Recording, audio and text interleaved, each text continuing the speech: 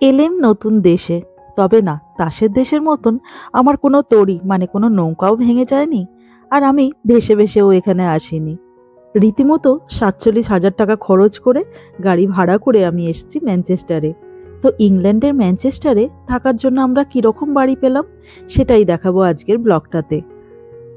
আর আমার এই হোম ট্যুরটার সাথে সাথে আপনাদেরও একটা ধারণা হয়ে যাবে যে ইংল্যান্ডের ফার্নিশ ফ্ল্যাটগুলো ঠিক কীরকম দেখতে হয়। তো নমস্কার, মহুয়াজ টেলি ব্লগে আরও একবার আপনাদের সবাইকে স্বাগত জানাই। আশা করি আপনারা সবাই ভালো আছেন।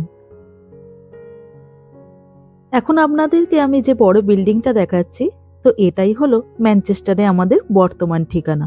এখানেরই একটা ফ্ল্যাট আমরা ভাড়া নিয়েছি। ম্যানচেস্টারের এই এরিয়াটার নাম হলো গ্রিন কোয়ার্টার। আর আমরা যে বিল্ডিংয়ে আছি, তো সেই বিল্ডিংটার নাম হলো জেফারসন প্লেস। আর বিল্ডিংটার সামনে একটা ছোট রাস্তা তো দেখতেই পাচ্ছেন। আর এর ঠিক লেফট সাইডে ওই 15 থেকে 20 সেকেন্ড হাঁটলেই মেন রোড।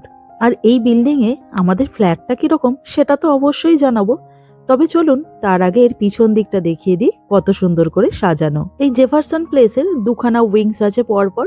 তো আমরা থাকি এই দিকের এই গোল টাইপের যে উইংসটা করা আছে এই উইংসটাতে। আর এই দুটো বিল্ডিং এর সঙ্গেই লাগোয়া একটা খুব সুন্দর সাজানো গোছানো বসবার জায়গা করা আছে। বেশ ছিমছাম সুন্দর করে সাজানো। তবে হ্যাঁ, শীতকালে এত বেশি এখানে ঠান্ডা হাওয়া বইছে না, থাকা কোনোভাবেই এখানে সম্ভব নয়। তবে গরমকালটায় এখানে কিন্তু এসে বসতে বেশ ভালো লাগবে।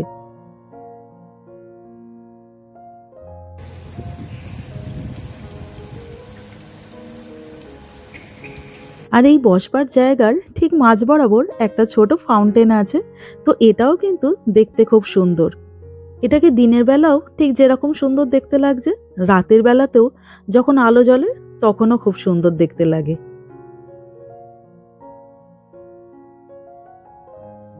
এরপরে এটা হলো বিল্ডিং এর মেন এন্ট্রান্সটা। তো এখানে সুন্দর করে ওই জেফারসন প্লেস নামটা লেখা আছে। আর এর সাথে ওই উপর দিয়ে ঝোলানো হ্যাঙ্গিং লাইট গুলো কিন্তু খুব সুন্দর দেখতে লাগছে।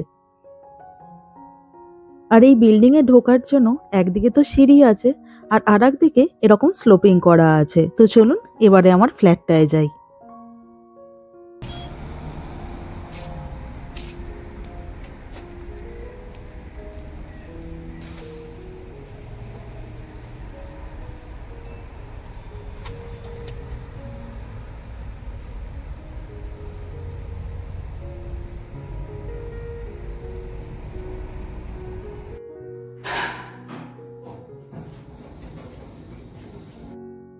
আমি আমার ফ্লোরটাতে চলে এসেছি। আর এখানে দেখুন, কমন যে প্যাসেজটা সেটাও কিন্তু অনেকটা বড়। আর এই দিকে কোনো একটা বোধহয় কাজ হচ্ছে, তো সেই কারণে এই দিকটা বন্ধ করা আছে। আর এই হলো আমরা যে ফ্ল্যাটটা ভাড়া নিয়েছি তার মেন এন্ট্রান্সটা। তো ঢুকতে সামনেই একটা ছোট হিটার লাগানো আছে। আর উপরের দিকে একটা সুন্দর করে পেন্টিং করা আছে। আর উপরের দিকে এই যে স্পটলাইট, আর সামনে ওই একটা স্মোক অ্যালার্ম লাগানো আছে। আর ফ্ল্যাটের চাবিটা যাতে হারিয়ে না যায়, তো সেই জন্য ঢুকতেই ওই সামনেটায় ঝুলিয়ে রেখে দিই। আর ফ্ল্যাটে ঢুকতে সামনেই যে দরজাটা পড়বে সেটা হলো স্টোরেজ। স্টোরেজে প্রথমেই এই যে এই বড় লম্বা মতন জিনিসটা দেখতে পাচ্ছেন, তো এটা হলো বয়লার। এখানেই জল গরম হয়। আর এর সাথে ওয়াশিং মেশিনটা এই স্টোরেজেই রাখা আছে। ম্যাক্সিমাম ক্ষেত্রে কিন্তু ওয়াশিং মেশিনটা কিচেনে রাখা থাকে। আর তার সাথে এই যে এই দুটো ইস্ত্রি দেখতে পাচ্ছেন, তো একটা হচ্ছে আমাদের আর একটা হলো ল্যান্ডলর্ডের। এই বিল্ডিংয়ের যে ল্যান্ডলর্ড সে কিন্তু অনেক জিনিসপত্র রেখে গেছে। ওই জামা কাপড় শুকোতে দেওয়ার র্যাক আছে, ছাতা আছে, এছাড়া ওই মপ, ব্রুম সবকিছুই রাখা আছে। তবে এই যে এই ভ্যাকুয়াম ক্লিনারটা এটা হলো আমাদের। এরপর স্টোরেজ থেকে বেরোলে সামনেই হচ্ছে ডাইনিং রুমটা। তো এখানে দুখানা সোফা রাখা আছে, আর মাঝখানে একখানা সেন্টার টেবিল আছে। অ্যাকচুয়ালি এগুলো একটু অন্যরকম ভাবে সাজানো ছিল, তো সুদীপ তো এটাকে ওই মুখোমুখি করে দুখানা সোফা রেখে দিয়েছে। আর এই সোফার পাশে রাখা স্ট্যান্ডিং লাইটটাও বেশ অত্যাধুনিক টাইপের। আর পিছনের যে সাদা রঙের র্যাকটা আছে ওটা অ্যাকচুয়ালি কিন্তু খুব সুন্দর করে সাজিয়ে রাখা যেত, কিন্তু আমার ছেলের জ্বালায় সেটা পসিবল নয়। আর এখানেও দেয়ালে একটা সুন্দর পেন্টিং ঝোলানো আছে। আর এখানে কিন্তু সোফার সাথে দুখানা সেন্টার টেবিল ছিল, তো একটা সেন্টার টেবিল আমরা এই দিকটাতে সরিয়ে রেখেছি।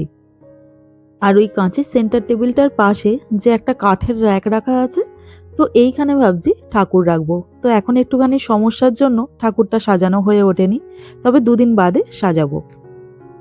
আর এই রুমটা অ্যাকচুয়ালি লিভিং, ডাইনিং, কিচেন সবই একসাথে।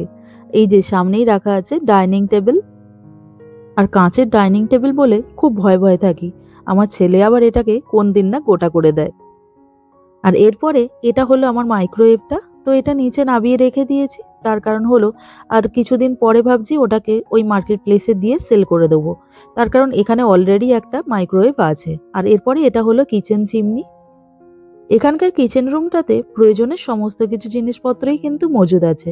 এরপরে চলুন ফ্রিজটা দেখাই। এই 2 দিন আগেই যেহেতু এখানে এসেছি, তো তাই জন্য ফ্রিজ একদমই খালি আছে। তো যাই হোক, এটা হলো নর্মাল ফ্রিজটা, আর নিচের দিকে এটা হলো ফ্রিজার।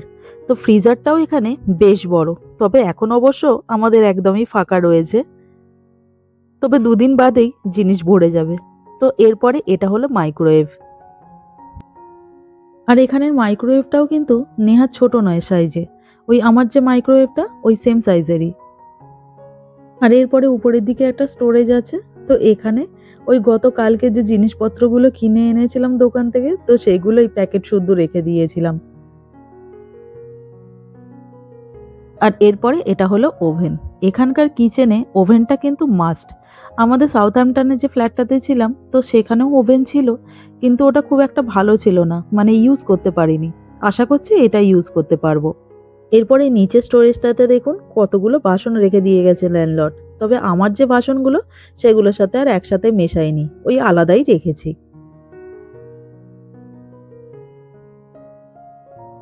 এরপরে এর ঠিক পাশেই আছে বেসিন। তো এই বেসিনেও এদিকে যে সামনের কলটা আছে, তো এটা হচ্ছে ঠান্ডা জলের কল, আর এটা গরম জলের। আর এই জায়গাটাতে যেহেতু অনেকগুলো প্লাগ পয়েন্ট আছে, তো এখানে মিক্সিটা রেখে দিয়েছি। আর এরপরে হলো রান্নার মেন সমস্যার জায়গা। এখানে কিন্তু গ্যাস হব নেই, ইলেকট্রিক হব। তো যাই হোক, এতেই রান্না বান্না করতে হচ্ছে। আজকে ওই একটু ডিমের ঝোল রান্না করেছিলাম, আর তার সাথে একটুখানি উচ্ছে ভাজা করে নিয়েছিলাম, আর হাঁড়িতে আছে ভাত। আর ইলেকট্রিক হবের একদম সামনেই যে দুটো ছোট ছোট স্টোরেজ করা আছে, তো এখানে ওই ছুরি, কাঁচি, চামচ ইত্যাদি রাখি। রুটি সেকার জিনিসটাও আছে, কিন্তু ওটা আপাতত এখানে যতদিন আছি কোনো দরকারে লাগবে না। তো যাই হোক, নিচের দিকে একটু বড় স্টোরেজ আছে, তো ওইখানে বাসনপত্রগুলো সব রেখে দিয়েছি। আর এর ঠিক পাশেই আছে ডিশ ওয়াশারটা। এই দেখুন, দেখেছেন ফ্লাক্সটাকে এখানে কে রেখে দিয়েছে, আর আমি কালকে থেকে এটাকে সমানে খুঁজে যাচ্ছি। তো যাই হোক, ডিশ ওয়াশারটাও কিন্তু এখানকার সব কিচেনে মাস্ট। এখানকার সব কিচেনে ডিশ ওয়াশারটা অবশ্যই করে থাকে, তবে এখনো পর্যন্ত আমি ইউজ করিনি, তবে করতে তো হবেই। আর এর ঠিক পাশেই একটা ছোট স্টোরেজ আছে, তো ওই নিচের দিকে আমি ওই পেঁয়াজ, আলু এইসব রেখেছি, আর উপরের দিকে কফি, চা, চিনি এইসব। আর বেসিনের ঠিক উপরের যে স্টোরেজগুলো রাখা আছে, তো ওখানে আমি ওই মশলাপাতিগুলো রেখে দিয়েছি, আর তার সাথে ওই কিছু কিছু ডাল, চাল এইসবও রাখা আছে। আর পাশের এই র্যাকটাতে ওই শুধুমাত্র কাঁচের জিনিসপত্রগুলোকে রেখেছি। তো এখনো পর্যন্ত খুব ভালোভাবে সবকিছু গোছানো হয়ে ওঠেনি, ওই যতটা পেরেছি ততটা গুছিয়ে রেখেছি। আর এরপরে এই সাইডে একটা ব্যালকনি আছে, আর এই ব্যালকনিটাতে একটা টেবিল রাখা আছে, আর সঙ্গে দুটো চেয়ার দেয়া আছে। কিন্তু শীতকালে এখন এখানে এত প্রচন্ড ঠান্ডা, কে আর এখন শখ করে ওই টেবিল চেয়ারে বসে। তবে গরমকালে কারোর যদি ইচ্ছা হয় তো তাহলে বসতেই পারে। তো এটাই হলো এই ফ্ল্যাটের লিভিং কাম ডাইনিং কাম কিচেন রুম। এরপরে আসি এখানকার ফার্স্ট বেডরুমে। তো বেডরুমে ঢুকতে খাটের পাশেই ঠিক দুখানা ড্রয়ার দেয়া সুন্দর টেবিল রাখা আছে, আর ড্রয়ারগুলোতে মোটামুটি কিন্তু জিনিসপত্র রাখার বেশ ভালো মতনই জায়গা করা আছে। আর এখানকার যে খাটগুলো, এগুলো দেখতে হয়তো খুবই সুন্দর, কিন্তু একেবারেই টেকসই হয় না। মানে ওই আমাদের দেশের যেরকম সেগুন কাঠের খাট হয় সেই রকম কিন্তু একেবারেই নয়। এরপরে ওই যে মাথার উপরে একটা এলইডি লাইট লাগানো আছে, আর সামনে এখানেও একটা সুন্দর করে পেন্টিং ঝোলানো আছে। আর এই যে আপনাদেরকে বলছিলাম না যে ঠাকুররা এখনো ব্যাগ থেকে বেরোয়নি, তো এই ব্যাগের মধ্যেই তেনারা আছেন। আর তার সাথে আমাদের এখনো অনেক জামা কাপড়ও ব্যাগ থেকে বাইরে বার করা হয়নি। আর এই যে এখানকার প্রত্যেকটা জানলাই উপর থেকে নিচু পর্যন্ত কাঁচ দিয়ে ঢাকা। তো এগুলো দেখতে হয়তো খুবই সুন্দর হয়, কিন্তু কোনো প্রাইভেসি থাকে না। মানে ওই শুতে বসতে গেলে সবসময়তেই ব্লাইন্ড স্টেনে থাকতে হয়। তো তারপরে এইদিকে একটা বড় স্টোরেজ আছে, ওই আলমারি টাইপের। তো এখানেও জামা কাপড় রাখার বেশ ভালো মতনই জায়গা করা আছে। তবে এখনো আমরা যেহেতু সবকটা জামা কাপড় বার করতে পারিনি, তো শীতের যে কটা প্রয়োজনীয় জিনিসপত্র তো সেগুলো ঝুলিয়ে রেখে দিয়েছি। আর এই বেডরুমের মধ্যে একটা আয়নাও লাগানো আছে, কিন্তু সেটা এমন জায়গাতেই লাগানো আছে যে দরজা বন্ধ করে রাখলে ঠিক আছে, কিন্তু দরজা খুললে ওই আয়নাটা ঢাকা পড়ে যাবে। তো এটা হলো একটা বেডরুম। আর এই বেডরুমের ঠিক পাশে আর একটা বেডরুম আছে, ওই মাস্টার বেডরুম বলতে পারেন। মানে এটার থেকে সামান্য একটু সাইজে বড়। তবে জিনিসপত্র ওই বেডরুমে যেরকম দেখলাম অনেকটা সেম জিনিসপত্রই এখানেও রাখা আছে। আর এখানকার যে ল্যান্ডলর্ড তার বোধহয় পেন্টিং এর খুব শখ, তো সেই কারণে সব জায়গাতেই দেখছি একটা করে পেন্টিং ঠিক আছে। আর ওই ঘরের মতন এই ঘরেরও আলমারির মাথাতে টেবিল ল্যাম্পটা রাখা আছে। কি করব, টেবিলে রাখার তো জো নেই, কারণ আমার ছেলে যা দুষ্টু, 2 মিনিটও ওর লাগবে না এটাকে ভেঙে ফেলতে। তো যাই হোক, ওই বেডরুমের মতন এখানেরও আলমারিটা একেবারেই সেম। ওই যে কটা প্রয়োজনের জিনিসপত্র সেগুলোই সব সাজিয়ে গুছিয়ে রেখে দিয়েছি আপাতত। আর এই আলমারিটার পাশে একটুখানি ফাঁকা জায়গা ছিল, তো সেখানে আমাদের ওই কয়েকটা ব্যাগ রেখে দিয়েছি। আর প্রত্যেকটা ঘরেই ওই যেরকম হিটার থাকে, এইদিকে হিটারটা রাখা আছে, আর এইদিকে ওই সেম ড্রয়ার টাইপের যে টেবিলটা সেটা এখানে রাখা আছে। আর ওইদিকে বেডরুমে দুখানা যেরকম জানলা ছিল, এখানে আবার পরপর দুটো জানলা একসাথে রাখা আছে। তার কারণ এই বেডরুমের সাথে আবার একটা ব্যালকনি দেওয়া আছে। আর ব্লাইন্ডস তো লাগানো আছেই, তার সাথে আবার এই ট্রান্সপারেন্ট ম্যাগনেট দেওয়া পর্দাটাও লাগানো আছে।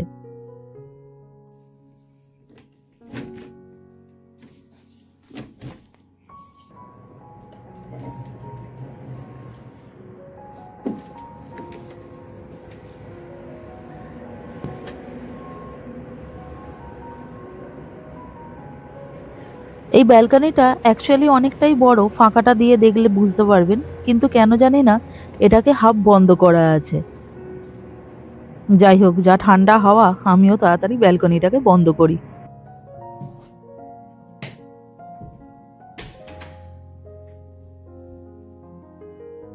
আর এই বাথরুমটা হলো মাস্টার বেডরুমের সাথে অ্যাটাচ করা। আর এইদিকে জামা কাপড় রাখার যে জায়গাটা দেখছেন, তো এইগুলো জামা কাপড় রাখার কাজে তো লাগেই, আর তার সাথে জামা কাপড় শুকানোর কাজেও লাগে। মানে এই রডগুলো ইলেকট্রিকে কিন্তু গরম হয়। আর এই হলো বাথরুমের শাওয়ার নেওয়ার অর্থাৎ স্নান করার জায়গা। আর মাস্টার বেডরুমের সাথে যে বাথরুমগুলো অ্যাটাচ করা থাকে সেগুলো সাধারণত একটু ছোট সাইজেরই হয়, কিন্তু এটা বেশ বড় সাইজের। তো ফ্ল্যাট দিয়ে ঢুকতে প্রথমেই চোখে পড়বে দুখানা বেডরুম, আর তার ঠিক পাশেই আছে ডাইনিং রুমটা, আর ডাইনিং রুমের ঠিক পাশেই আছে কমন বাথরুমটা।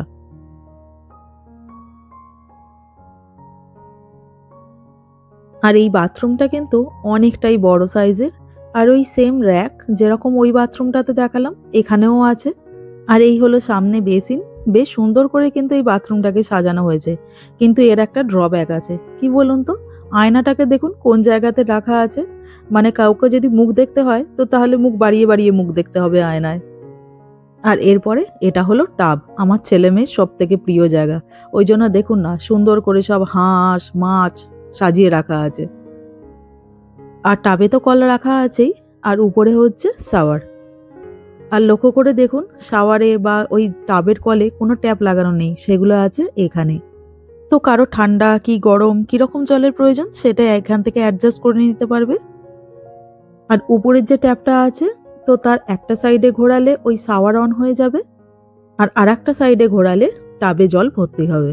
আর টাবের ঠিক উপরে একটা ভেন্টিলেশনের মেশিন রাখা আছে, তো বাথরুমে কেউ ঢুকলে ওটা অটোমেটিক্যালি অন হয়ে যায়। তো এই হলো আমাদের নতুন ফ্ল্যাট। তো ইংল্যান্ডের মোটামুটি ফার্নিশ ফ্ল্যাটগুলো এরকম টাইপেরই হয়। আর এখন বিকেলবেলা ওই 4:30টার মতন বাজে। তো পড়ন্ত আলোয় বাইরেটা দেখুন কি সুন্দর দেখতে লাগছে। তো যাই হোক, আজকের ভিডিওটা আমি এখানেই শেষ করছি। তো আমার আজকের এই ভিডিওটা আপনাদের কেমন লাগলো অবশ্যই কমেন্ট করে জানাবেন, আর পারলে চ্যানেলটাকে সাবস্ক্রাইব করে দেবেন। তো সবাই ভালো থাকবেন, সবাই সুস্থ থাকবেন। খুব শীঘ্রই দেখা হবে আরও একটি নতুন ব্লগে। নমস্কার।